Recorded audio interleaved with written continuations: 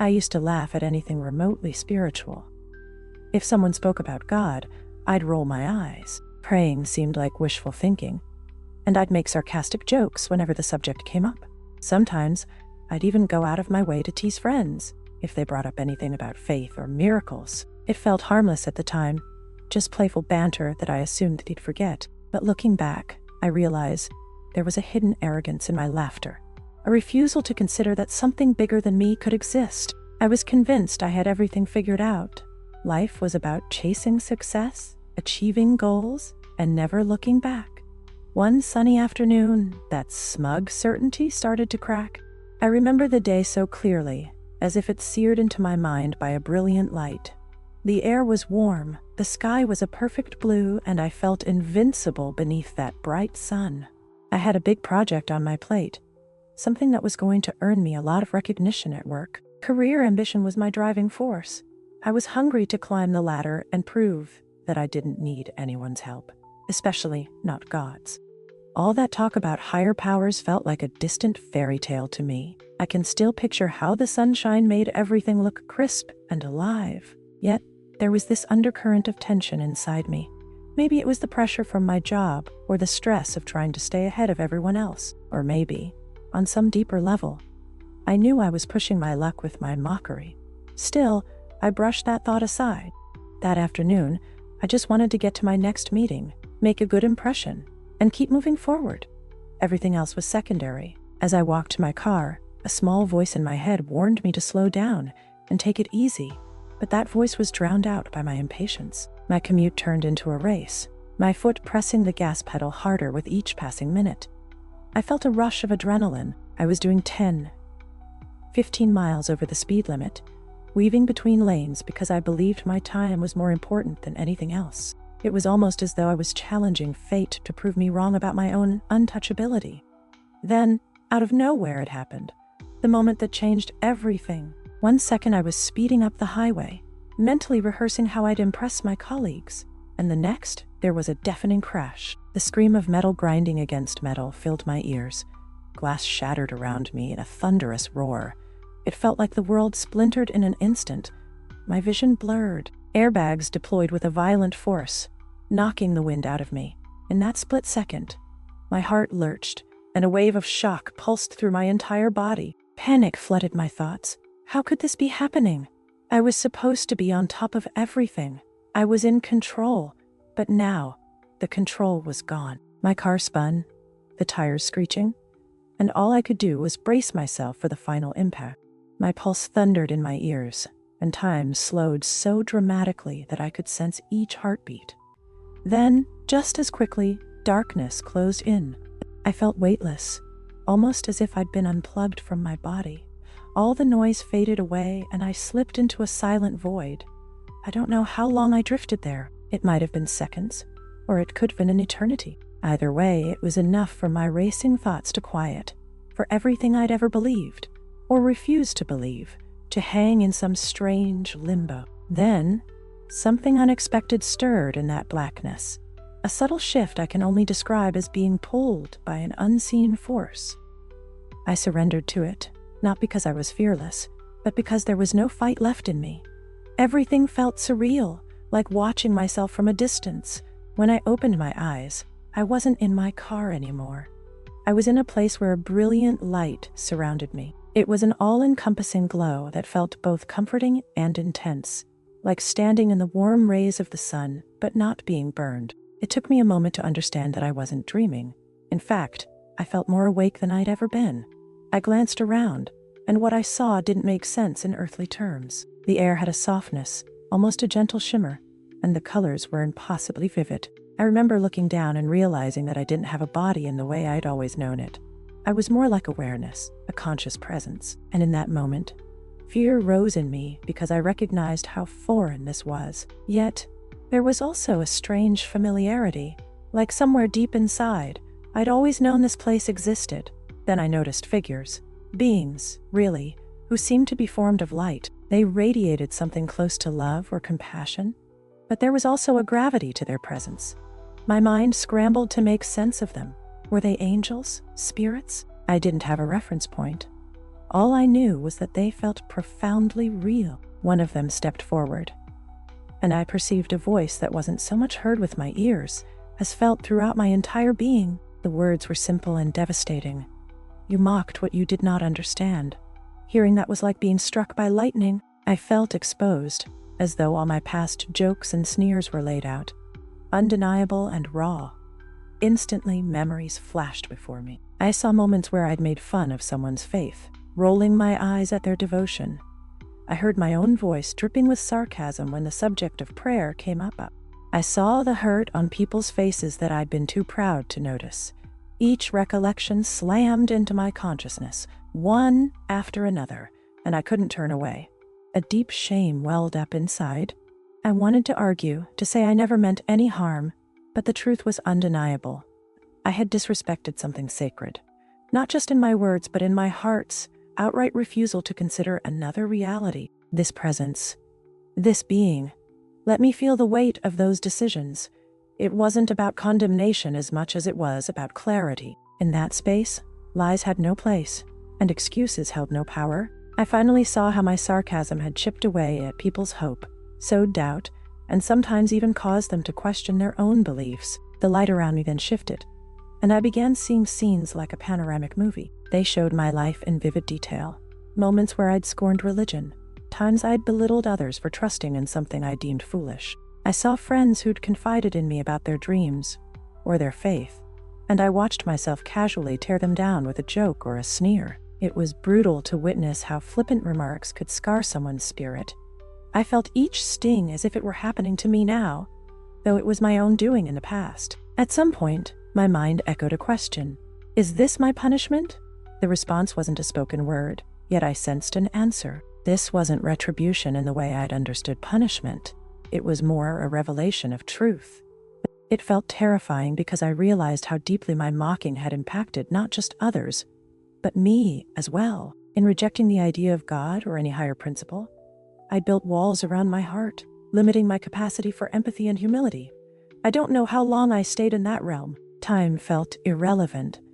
The beings of light continued to surround me, offering no condemnation in the usual sense, but letting me absorb the consequences of my choices. My mind raced to comprehend the magnitude of it all. Was I dead? Had I really crossed into an afterlife? And if so, what happened next? In the midst of that swirl of questions, a wave of remorse washed over me. Intense regret that I'd spent so many years closed off to the possibility of something greater. I thought of the times I found religion silly. I remembered the jokes I made, the arrogance I wore like a badge of honor. Now I felt small, yet paradoxically supported by a presence that wanted me to learn, not merely to suffer. The same being that first spoke drew closer. The voice resonated again, wordless but clear. You can only learn what you're willing to see. And in that moment, I became painfully aware that I'd been unwilling to see anything beyond my own ego. I was terrified by how real everything felt, and a sense of guilt knotted in my chest. But beneath the terror, there was also a flicker of hope.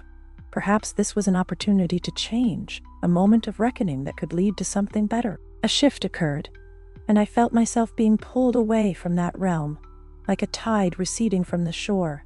Panic seized me. What if I lost this clarity? I didn't want to return to a life of blind cynicism, but I had no choice. The force that had drawn me in was releasing me. Then, with abrupt force, I gasped for air and felt an excruciating pain coursing through my body. My eyes shot open, and I saw twisted metal, shattered glass, and paramedics hovering over me. Their voices sounded distant, urgent, filled with worry. I was back in my body, every nerve ignited by a storm of agony and confusion.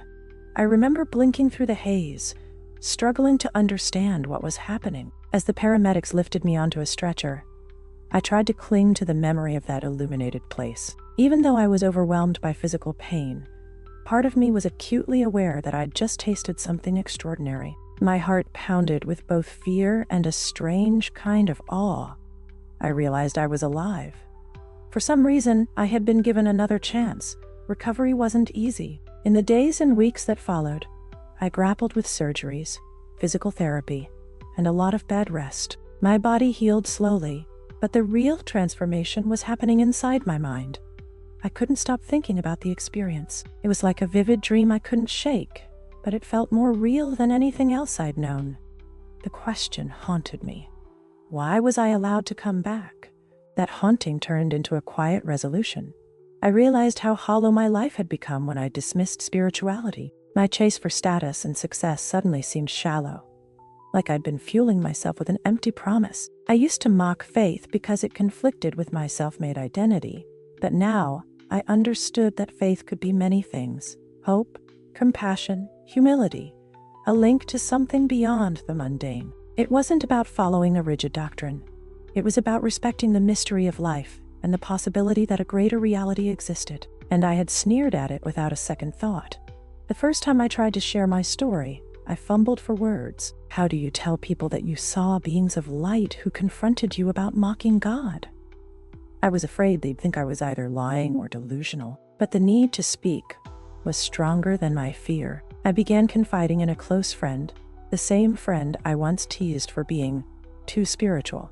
Our conversation was raw, filled with tears on my end. It was humbling to admit how wrong I'd been, and that friend, instead of ridiculing me the way I once did to them, offered me understanding. Word spread about my accident, and people reached out, curious about what really happened. Some wanted details for the sake of gossip, but others had a genuine interest in near-death experiences. They asked me pointed questions. Did you see angels? Did you see God? Did you see heaven? I could only relay what I felt. The overwhelming light, the presence of those beings, the message about mocking what I didn't understand. I made it clear I wasn't claiming to have all the answers or to speak for everyone's faith. I only knew that I experienced something that shattered my old assumptions. In the months following, I lost my taste for constant material striving. The promotion I'd been chasing no longer seemed like the ultimate goal. Instead, I found myself wondering how I could live in a way that reflected the lessons I'd learned. I started reading about different spiritual traditions, not to find a label for myself, but to see how various cultures embraced the sacred embrace. I prayed sometimes, though it felt awkward at first. Prayer, for me, became a moment of humility, a way of acknowledging that I didn't have everything sorted out. I also began reaching out to people I'd hurt or dismissed. There was a friend I used to chastise for spending her weekends volunteering at homeless shelters instead of doing something productive. Apologizing to her was emotional. I confessed that I had no right to judge her choices, and I admired her now for doing what she believed was right. The conversation healed a rift I didn't even know was there. It felt like a small but meaningful step toward atonement, though I knew I had a long path ahead of me in mending other relationships. Through this process, I became aware of how words can carry life or destruction. A casual joke can leave a permanent scar if it targets someone's deep-seated belief. By mocking faith, I wasn't just mocking an idea. I was undermining someone's emotional and spiritual foundation. My near-death experience exposed how every action, every phrase, contributes to an intricate tapestry that connects us all. At first, that realization was daunting, because it meant I was responsible for the energy I put out into the world. But it also felt liberating, like being handed a guide to live more compassionately. Even with this newfound perspective, I'm not immune to doubt. There are days I question whether I really had that out-of-body encounter, or if my injured brain concocted it to cope with trauma. Then I recall the clarity I felt, the undeniable sense that I was encountering something real beyond anything I'd experienced in my ordinary life. The memory of that light, the presence of those beings, and especially those words, "You mocked what you did not understand," still resonates with a power that shakes me to my core. It's not the type of memory that fades like a dream. Over time, I found a sort of balance. I still work and pay my bills, but I try not to let career ambition override my respect for what I can't fully explain. Whenever I feel tempted to roll my eyes at someone's spiritual views, I remember that place. I remember how my entire worldview was turned inside out. Instead of dismissing them, I ask questions or try to listen. It's amazing what you learn when you stop trying to prove you're right. I've also noticed a shift in how people interact with me. Maybe they sense that I'm open in a way I wasn't before. Some approach me to share their own spiritual inklings or unexplained experiences. We talk about coincidences that feel like fate, or dreams that give insight, or prayers that seem answered in unexpected ways. I don't have the credentials to interpret these experiences scientifically, but I see the impact they have on people's hearts. There's a power in acknowledging that life might be more layered than we can perceive on the surface. In all of this, the biggest lesson has been about humility. My old self would have hated admitting that I could be wrong. I prided myself on being a rational, no-nonsense thinker, but rationality alone doesn't account for the feeling of encountering another realm that defies ordinary explanation. It doesn't capture the profound sense of awe that came with seeing my entire life, from my arrogance to my smallest acts of kindness, displayed as though it all mattered. Suddenly, I understood that every moment has significance, which is both humbling and uplifting. There's also a piece of me that wonders, what would have happened if I hadn't mocked the divine? Would I have needed such a violent wake-up call to see beyond myself? Part of me feels like this entire event was a necessary slap from the universe to jolt me out of my complacency. It's not a pleasant thought, considering the pain and trauma that followed the accident, but I can't ignore the profound shift it triggered. Through that discomfort, I've come to view life as a series of interconnected lessons, each offering a chance to grow if we're willing to pay attention. And so, here I am, sharing this story.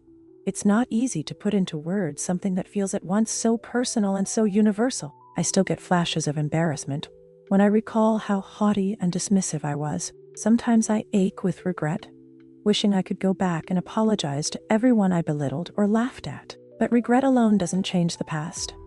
What it can do is shape the future. If being vulnerable about my experience encourages someone else to question their assumptions or treat another's beliefs with respect, then maybe that's part of my atonement. Even now, I don't claim to be a perfect person. I have my moments of impatience, and I sometimes revert to old habits, but I no longer take comfort in mocking what I don't understand. If anything, I'm more cautious, more curious. There's a quiet reverence in me that wasn't there before, a reverence for life's mysteries and for the unseen threads that connect us. I see it as a gift, one I received the hard way. The truth is, I believe each of us has the power to build or destroy with our words and attitudes. My near-death experience showed me that what we say, or don't say, can ripple out in ways we might never see. That awareness has shifted how I approach others, how I talk about my own beliefs, and how I hold space for ideas beyond my own understanding. It also made me see that mocking something doesn't make it less real. It just makes us less open. If anything in my journey resonates with you, I'm grateful for the chance to connect on that level. Sometimes I'm still amazed I survived the accident at all. Part of me suspects that someone or something gave me a second chance so I could learn what I was too stubborn to see before, and maybe so I could share it, especially with those who might be walking a similar path of cynicism without realizing how much it shuts them off from growth. I invite anyone listening or reading this to reflect on the weight of your own words. It's tempting to dismiss, to mock, to make fun of what we find strange or unprovable, but consider the possibility that there's more to existence than meets the eye. Consider that every time you speak, you have a choice. If this story stirs something in you, a question, a memory, or a sense of wonder, maybe it's worth exploring further. There's no harm in asking yourself whether you're truly open to what you can't yet explain. I'm still learning, still growing, and I'm keenly aware that my perspective is just one among billions, yet I've found solace in embracing the mystery rather than ridiculing it. There's a calmness in recognizing that I don't have all the answers, and that's okay. Life is far richer when you accept that there's always more to discover. Thank you for joining me on this deeply personal journey. If my story speaks to you in any way, I invite you to stay connected. It would mean a lot if you shared your thoughts, because every shared insight can help us all see a bit more clearly. And if you feel inclined to walk alongside me as I continue exploring these profound questions, subscribing or following my updates is one way to do it. Whether you believe in God, a higher power, or simply the power of human connection, I hope we can keep opening doors instead of closing them. After all, each choice we make has the potential to build bridges or deepen divides. My hope is that you'll join me in choosing wisely.